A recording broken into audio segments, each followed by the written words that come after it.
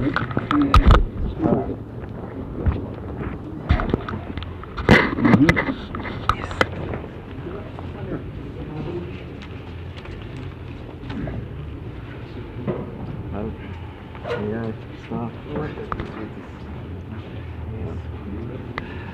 going to be uncomfortable, so we'll take it away. President Machel, Zimbabwe and Namibia, with President Machel.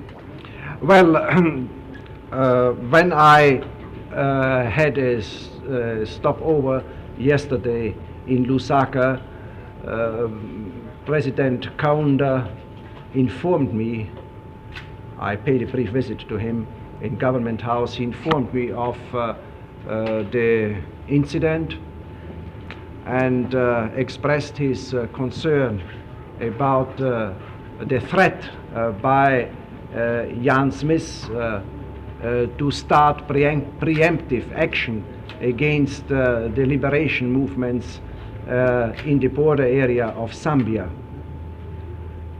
This morning, President Kaunda has made a public statement in this regard, expressing his deep concern about this development. The President was informed of this by the British government, and he has expressed his concern about this development, and at the same time he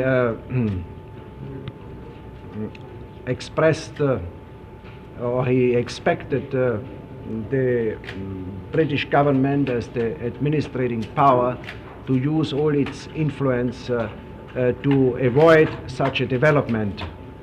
I wish to add that he also asked me to do whatever is in my power to avoid such a dangerous escalation of the warfare, especially now where new efforts are underway to find a negotiated settlement. Mr. Waldheim, isn't there a slight ambiguity in the United Nations conference supporting nationalist leaders in Zimbabwe and Namibia, and at the same time appealing for a peaceful solution? I do not see any contradiction in this. It is quite clear, and all the leaders with whom I spoke have told me that they prefer a negotiated settlement. Nobody wants an escalation of the bloodshed. But of course, everything will depend on whether we are able to achieve a negotiated settlement, because these people want their independence and their freedom, and therefore they say we have to fight for this if we are not achieving a negotiated settlement. Therefore I hope that the efforts which are now underway in both respects, as far as Zimbabwe and Namibia are concerned, will finally succeed in order to avoid further bloodshed. If that doesn't happen, will you urge the United Nations to take a more active role in trying to find a settlement in both those countries? Well, as far as Namibia is concerned, the United Nations is deeply involved. We have a special responsibility. There are numerous resolutions of the United Nations stressing this responsibility, and we are of course kept fully informed by the efforts of the 5 members of the Security Council who are now negotiating, or better not, talking to Mr. Forster in order to pave the way for a negotiated settlement on Namibia. I had the opportunity here to discuss this with a number of leaders, African leaders, and also leaders of the liberation movements.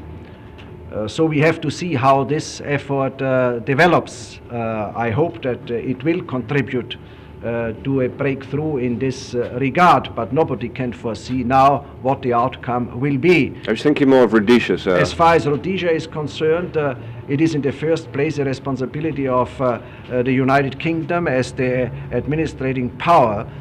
They are now making a new effort supported by a number of other countries, especially the United States of America. We are of course also kept fully informed in the United Nations. We are seized with this problem as far as sanctions are concerned, as you are fully aware, and we are certainly ready to make our contribution, but it is evident that we are now expecting some results from this new effort undertaken by the British government. Mr. Secretary, you mentioned that a peaceful solution can indeed be accomplished. While the whole development is not helpful, that is quite clear. If I say that would then lead to a very serious escalation of the situation.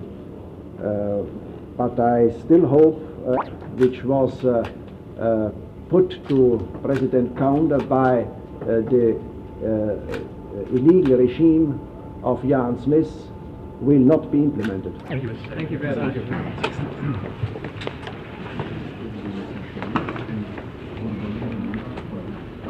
What